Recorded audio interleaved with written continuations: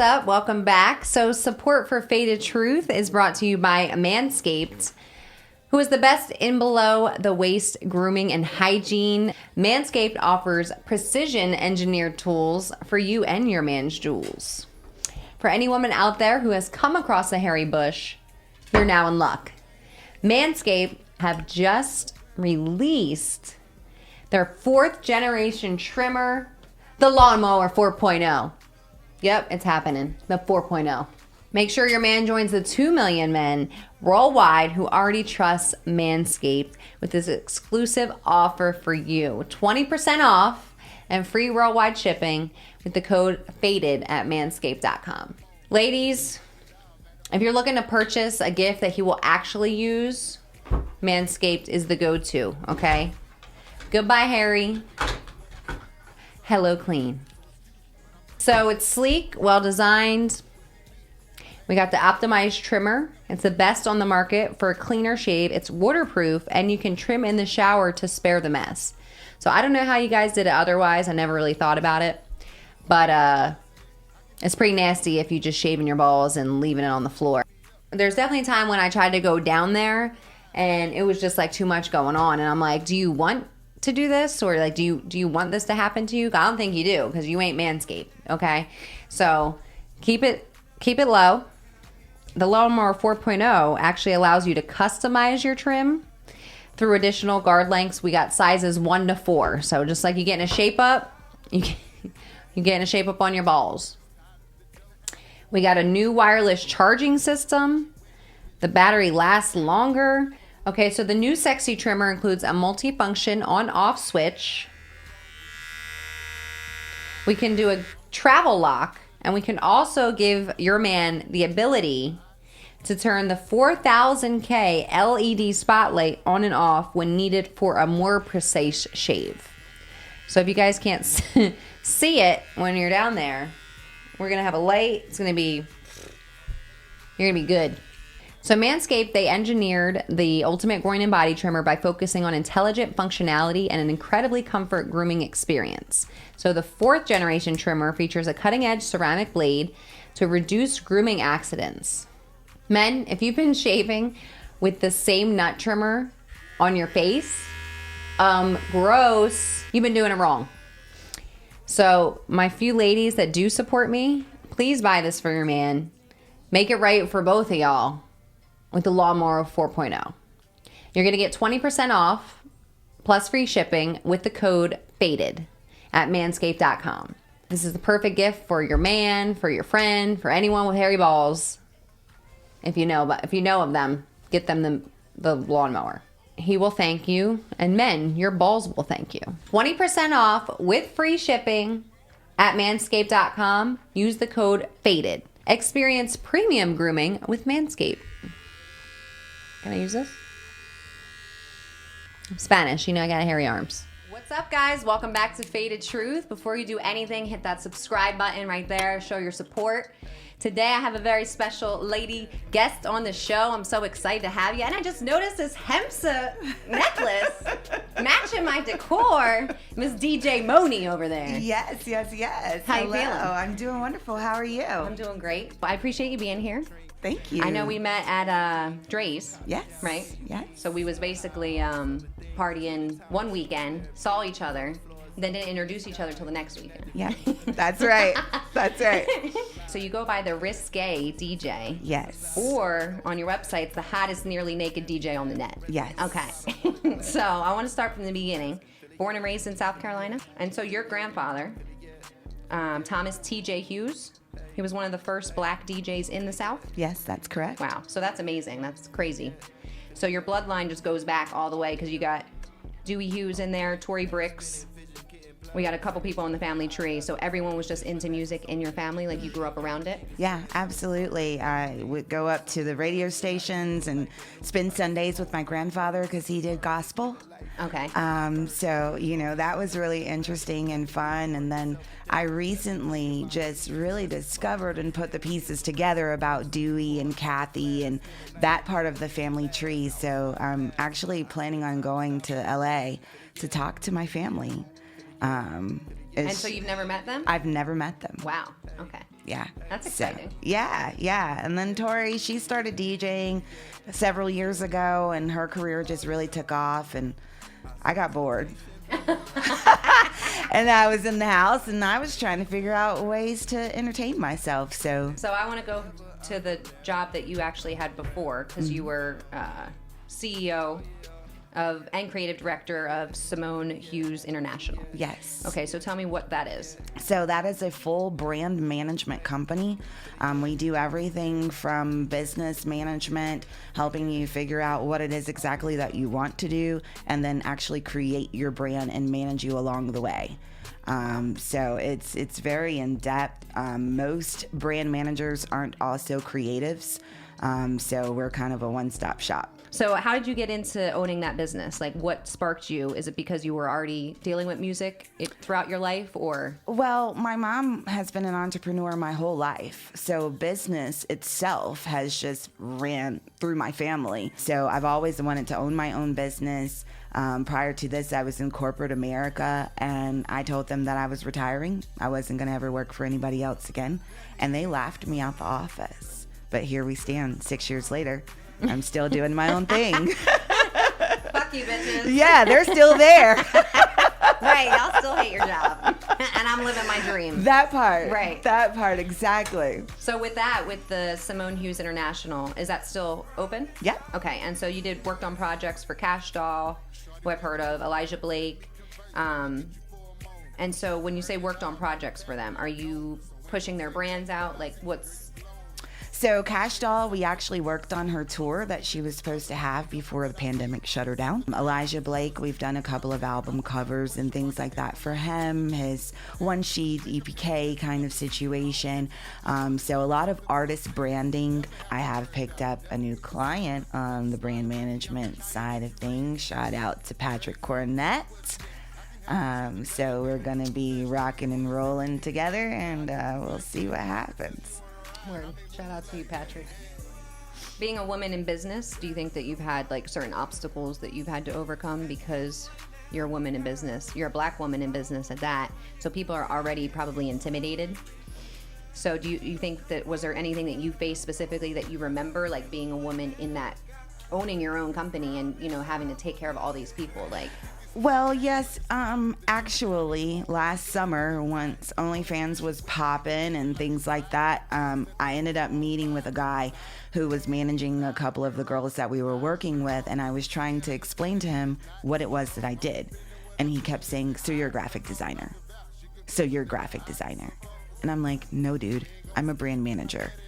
So you're a graphic designer. And I was just like, ew. I don't understand. Like, what's the problem? Oh, hello, is this thing on?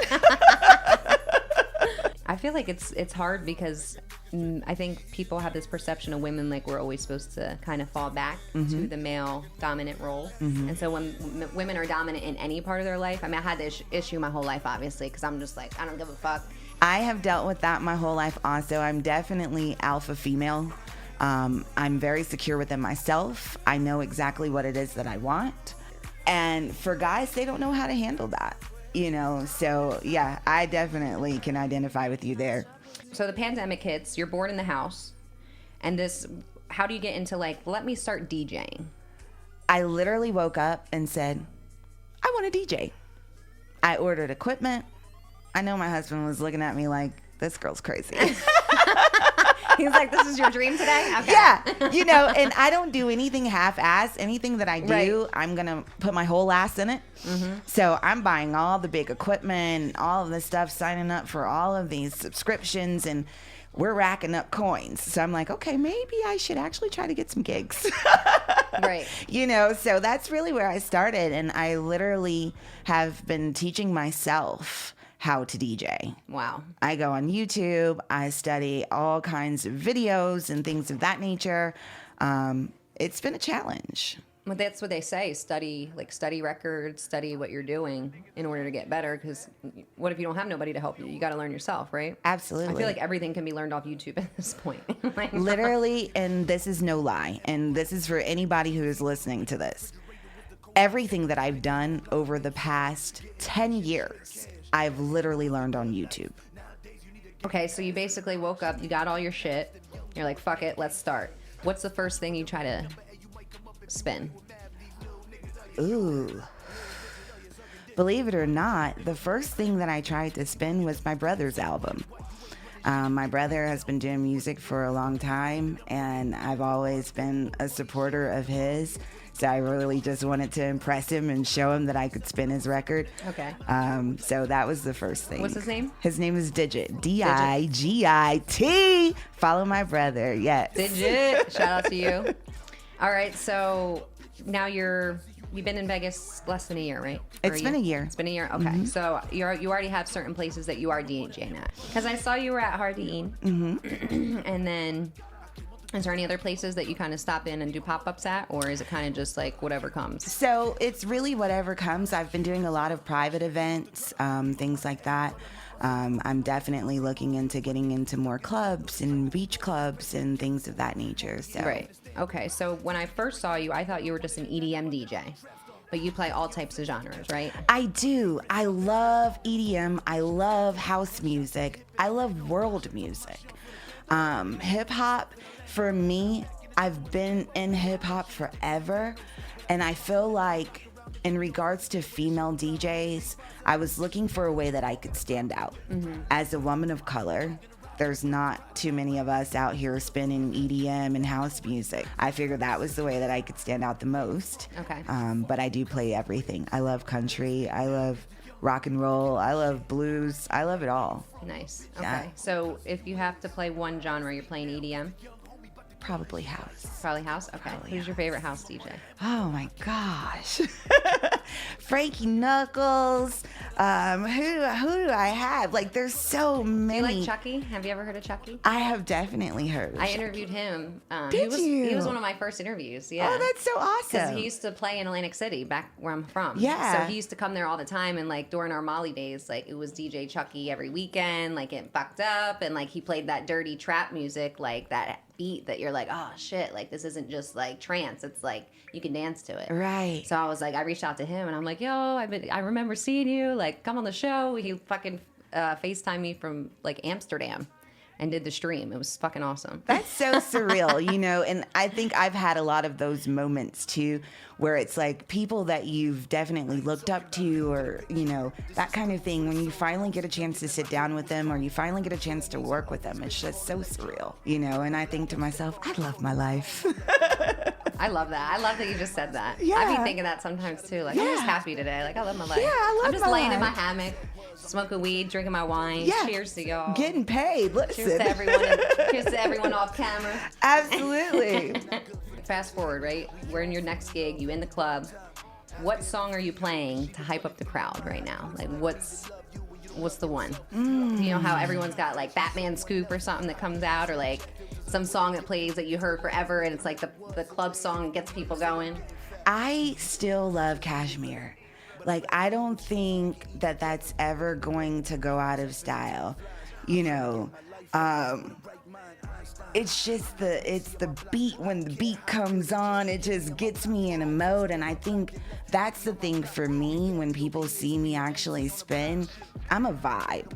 I'm smoking, I'm drinking, I'm dancing. Like, it doesn't matter You're what. entertaining. Yeah, it doesn't Right. matter what you're playing. When people see that you're having an amazing time, they start to have an amazing time. Right. So that's my favorite. So you're available for bookings Yes. in costume only. Yes. Right. Okay. So where'd you come up with the idea that you're gonna look hot as fuck and do all these different outfits for each thing? Like, were you already like into that? Like, you doing role play a lot? Like, what's going on? I'm a nudist, just period. I love being naked. Going back to when we were working with a lot of OnlyFans girls, it got to the place where I was starting to judge myself against them. And I thought to myself, they're 28, they're 30 years old. They've never had any kids. They've never really done anything. I'm 40. My daughter just graduated high school. Oh, damn. I'm married. I've been married 3 times, divorced twice. Like, I really start to think about my life. I smoke like crazy. I drink like a fish. So when you start to really think about those things, and you're talking about doing an elective surgery to try to look like everyone else, I've always prided myself on being the girl next door. And I felt like it was very important in the world where a lot of women are changing their appearance before they even have kids. Like, you're not even really giving your body a chance to mature. And I feel like it's very important to push this message of body positivity, women empowerment, embracing your curves, embracing your stretch marks. You know, I'm a real woman. And so wait, did you say that you were about to get surgery because of the insecurity? Oh, yeah. Wow. Yeah, I was 0.2 seconds away from doing a consultation. Wow. And I spent days crying. I spent days tugging on my fat, my love handles, and looking at my stretch marks. And I wanted to change everything. You know? Were you like that your whole life? Did you have that insecurity, or was it only when you got around the other women that were in that business? It was definitely being around other women, and they're all changing their bodies. And I'm like, okay, well, I've got the money to do that. Like, if you don't like it, fix it, right? Right. But then I'm like, okay, go to the gym. And just about every woman that I know that has actually had elective surgery, it's like getting a tattoo. You start to get addicted to it, I think. And when is enough, you know? And I don't want anybody to feel like I'm trying to put them down or anything like that. It's just personal preference for me. I don't want to put my husband through, you know, weeks of care and there's juices squirting out and I got to wear diapers and things like that. Like, you can't sit down. Like, yeah, I'm good. I'm not gonna tell everyone just squat and eat some protein. You'd be Gucci. I'm gonna fuck. There's bitches that were literally this big that gained ass. Yeah. Okay, 6 years of dedication type shit. Like, yeah. But no one wants to work for it. Well, everyone wants everything immediately. Right. If I can get surgery in the winter, I'll be definitely out of my compression garments by this summer. Hello. We got that planned. Yeah. Everybody's thought it, right? Okay, so now in your mental space, you're free now, right? Like, yep. You're open, you're just like, fuck it. Yeah. And you feel good about yourself. Yep. Okay, good. Stretch marks and all. I'm glad. Cheers to that. Hello. Cheers to stretch marks. We all got. I don't even have kids and I got them, so my it's okay. husband calls them tiger stripes. That's what I'm saying. You better wear them stripes. Give a fuck. It's great. What's your favorite costume to wear? Well, being that I sweat like a whore in church, I typically wear bodysuits. I like a lot of shine and glitter and things of that nature. So just a little thong bodysuit with some fishnets and some thigh highs. Like, keep it simple. Yeah, that'll get the party started. You know. If you could perform anywhere, right? It doesn't have to be in Vegas. Mm-hmm. Now that you're a DJ, now that you feel this energy from this people, you like being on stage. Mm-hmm. Where you want to perform in the world, if you could perform anywhere, is there somewhere that you thought about? I would love to go home. I would love to show all of the little haters, all of the little people who said, oh, what's she doing? You could leave it at the office. You just leave like your tickets there. Like, yeah. I'd like to show them what I could do. You know what I mean? I mean, honestly, being in Las Vegas, every DJ aspires to come here. Like, this is like the Mecca. The Mecca of clubs and parties and tourism, you know. So I would love to perform at any of these, you know, night spots here and the day parties and the after hours. Like, I would love to do that. But overall, I really would love for my grandmother to see me behind the DJ booth. I feel like that's paying homage to my grandfather. Oh, that's awesome. We got to make this happen. Like, yeah. I feel like this is easy for you, right? Let's Can't do you just it. Call someone up in South Carolina and yeah. be like, yeah, I'm going to do this show. Listen, I've only been staying away, Grandma, because of COVID, so we're coming soon. All right. That's what we'll talk about. You've been in the music industry for a long time, right? Because before this, you have the business still. So what do you think overall, as far as in the music industry, what's the hardest thing that you had to deal with? Honestly, because I work off of energy, I typically don't have those things. If your energy doesn't flow well with me, I'm picking up bad vibes, I just can't do business with you. And I let everybody know that from the beginning, because whatever monetary amount that you're going to give me, headache. It's not worth my peace. Ooh. It's not worth any of that. If I've got to meditate on you, we've got a problem. I can't give you my best. Yeah. And so it's going to not be beneficial for me and for you. That's how I look at it. Yeah, try to make it a nice business route. Mm-hmm. You have a husband. Yes. Okay. When did you guys meet? We met, it was June 2019. And you haven't been apart since? No. You already got married? Yes. Okay. How is it keeping a relationship in the music industry? Is it because you guys' bond is so good already that it's okay? Or because it's a lot of networking, a lot of, you have to meet all these people now, especially with your new position, right? Mm-hmm. So how does that go? Well, when he met me, I was doing full-blown sex therapy, sex counseling, intimate stretching. I was already kind of out there. You were hosting these things? I was physically teaching and taking clients. I literally tried to scare the shit out of him. I told him everything that I thought could possibly run him away. And he looked at me at the end of it and he said, I still choose you.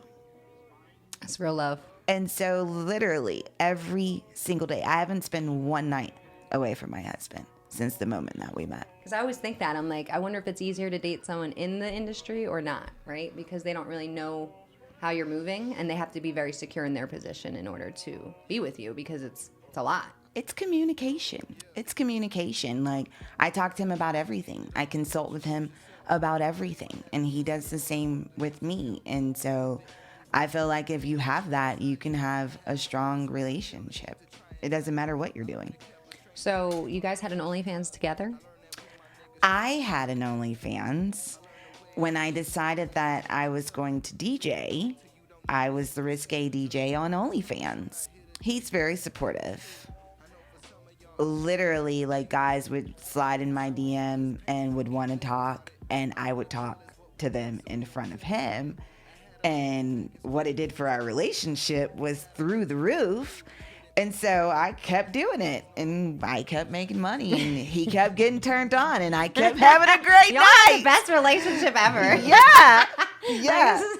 This never happens. Listen, it's wonderful. So what happened to the OnlyFans? You still do it? I don't. I actually shut my page down. One, I realized that there were a lot of people who wanted to support me. They just didn't want to have an OnlyFans. And me, being the brand manager and designer that I am, figured out how to monetize my own content on my own website where I own everything and I don't have to give a percentage to anybody. So that's what I did. Created my own website, and now I can live stream from my site. I don't have to worry about any of the hassle for working with a third party. I can do my own thing. What's your favorite way to use cannabis? You like just blunts? I am old. I'm old school. I like blunts. I feel like old school's still like joints though. No? Because I was always a blunt person. I could never roll a joint, and everyone from back in the day is like, you need to smoke papers. I hate papers. I feel like they burn so quickly. Right. I feel like I'm like, it's gone. I've tried the raw. I've tried the organic. I've tried the edibles. I've tried oils. Listen, the only edible that has ever worked for me was given to me by a 60-year-old lady on the way to the John Legend and Sade concert. I woke up in the middle of Sade. I missed all of John Legend. She had that shit marinating for 2 decades. Baby, hey, you know who you are. Need some more. Was that the time that you were too high, you think? Oh, yeah. Out of all the times? Oh, yeah. I mean, John Legend sung me to sleep. I love him. He sung me to sleep. It was great. If you had to give your best advice right now, it doesn't have to be to anyone in the music game. It could just be in life. What are you going to tell somebody? What's something that you live by? I feel like right now there's going to be a mass exodus in regards to people who are working for other people. I think that this pandemic has shown people that they can make money. They can actually live out their dreams. So I would tell anybody that's listening to this to go for it. If you need some help, holler at me. I could definitely help you and point you in the right direction. But go for your dreams and plan accordingly. You know, I always tell everybody to build with the end in mind. So, you know, shoot for the stars and let's see where you land. Nice. I love that. I started this during quarantine too. See? Yeah, I was like, fuck it. And then I taught myself, I learned through like share screen how to do Final Cut, like editing and shit. FaceTime to like even set shit up. It was crazy. See, that's wonderful. Congratulations. Right. Thank you. We both on our journey. That's right.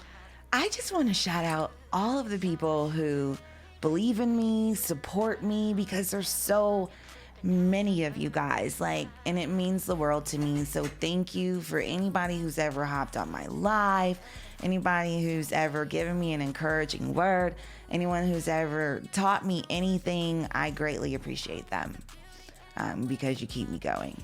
It's your girl, DJ Monie, the Risque DJ. Definitely subscribe, follow, share, all of that wonderful stuff. I am on YouTube at the DJ Monie, and definitely go to my website, djmonie.com. So we're definitely going to see you on stage. Yes. In costume. Yes. I'm ready. Yes. Shout out to you. Shout out to hubby over there. Thank you. In the Keith cut. and Kale. Keith and Kale. Yes, Keith and Kale. Follow him also, please. Keith and Kale on Instagram. KeithandKale.com. All right, y'all. Until next time. Peace. Peace. Okay, top floor, hotel suite. Told you I've been stressing all week. Told me you know just what I need. Sat me down and poured me up a drink.